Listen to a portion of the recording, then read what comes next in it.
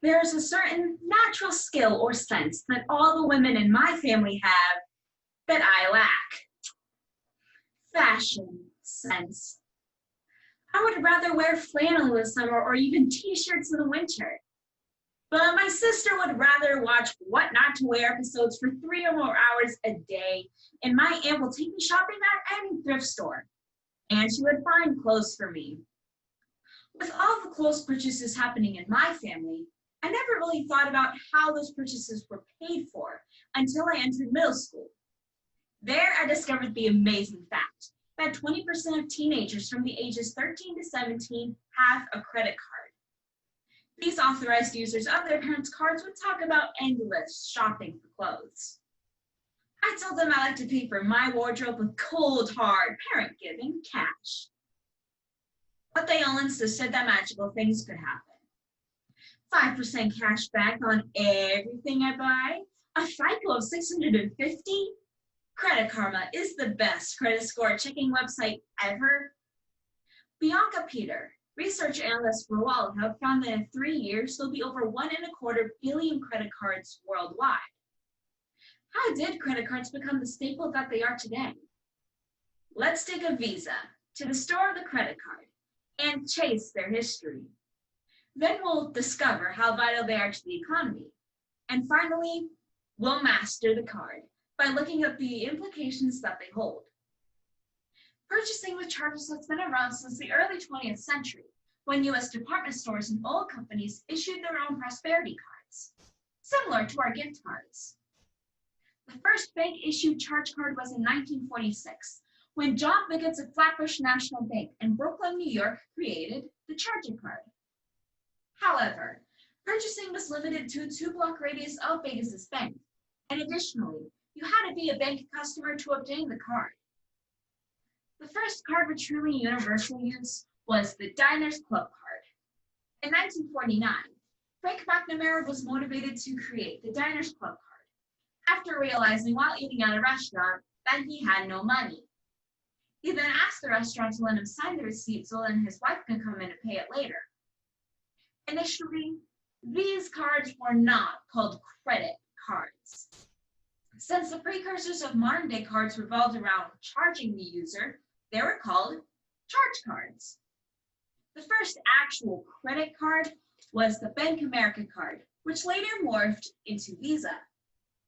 In the early days, a charge card had a balance you had to pay in full when billed, but with a credit card, it carried the monthly balance, enabling the consumer to pay for the purchase over time.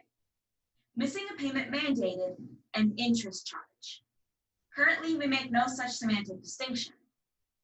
Today, the credit card industry has grown yearly, past the $3 trillion mark, with U.S. transactions in 2017 reaching 40.8 billion. How do credit cards work? For starters, it is more than just a swipe or tap on a keypad. It's a request sent to an entity that looks up the credit limit and ascertains the up-to-date balance that by a precise computer algorithm determines that there is a probability that it is the consumer assigned to the card purchasing, not a Russian hacker getting tickets for a Beyonce concert in the Bahamas, and that by approving the sale, it will not exceed the credit card limit all within a space of an average 3 to 5 seconds. Visa does all of that at an average rate of 1,700 transactions per second, adding up to 150 million transactions per day. What started with a man forgetting his own wallet has become a huge discovery for modern times. So let's discover even more about how vital they are to the economy. Frank McNamara's Diners Club card concept made it easier for people, especially traveling salesmen, to purchase goods and services. According to NerdWallet, the Diners Club card attracted 42,000 users by its first anniversary, becoming the first internationally accepted charging card. Once credit cards became accepted, their purchasing power grew from a 2-block radius to worldwide. The growing reach of credit networks allowed a person to make credit card purchases on a national and eventually international scale. For instance, in Japan, you may find the Japan Credit Bureau card. And while within the United Kingdom, Europe, and the Caribbean, the card to carry is the Barclay card. Only since the 1950s have Americans hopped on the American Express of credit cards and their global purchasing power.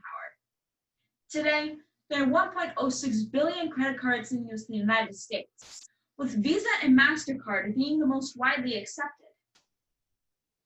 The craze has resulted in a multi-million-dollar powerful industry that affects millions of Americans every year.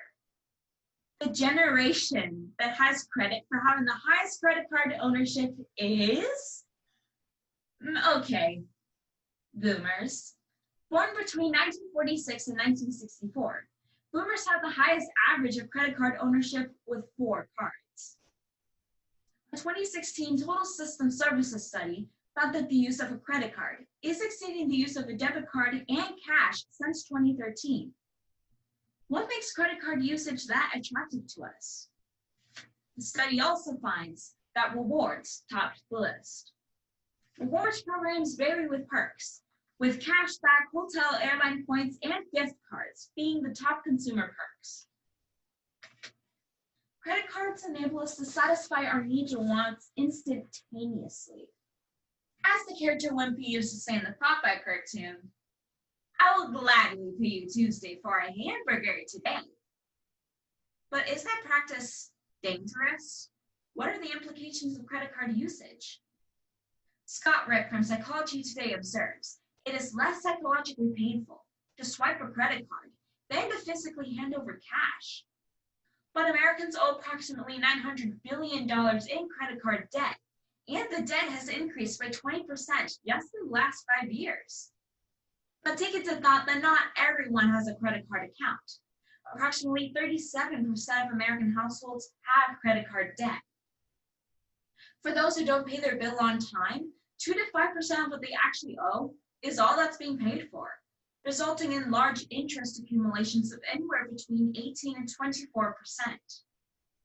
Now, my cashback friend realizes that his 5% cashback is actually not that big. For if he spends $100, he only gets $5 back. But if he misses that payment, he'll find that a greater interest rate has been accrued. American credit cards are monitored by 3 companies: Experian, Equifax, and TransUnion. Experian found that people at the top of the credit score range carry more debt than the lower end of the scale. Credit card companies realize that their future is reliant upon grooming future credit users. The company's main targets are Generation Z, anyone born after 1995, and millennials, so that they can be entitled to good credit. A 2019 Everfi study found that a third of college students have at least $1,000 in credit card debt. And additionally, 66% of Gen Z consumers are already credit active. Radio talk show host Dave Ramsey and Shark Tank's Mark Cuban discourage credit card use. Cuban goes as far to say, cut up your credit cards. If you use a credit card, you don't want to be rich.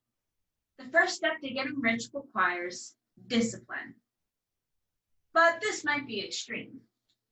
David Bach, highly trusted financial advisor and author, on the other hand, encourages getting a credit card, but advises consumers to use it with responsibility.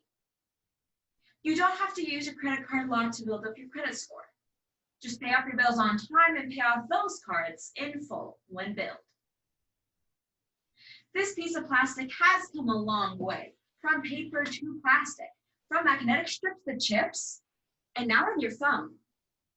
We have learned that credit cards have an important history, are vital to the economy, and have a big impact on the consumer when used correctly.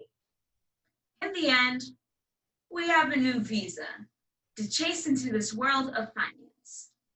So the next time you go shopping, you may prefer your debit card, your credit card, or even plain old parent-given cash, but do what's best for you. So, what's in your wallet?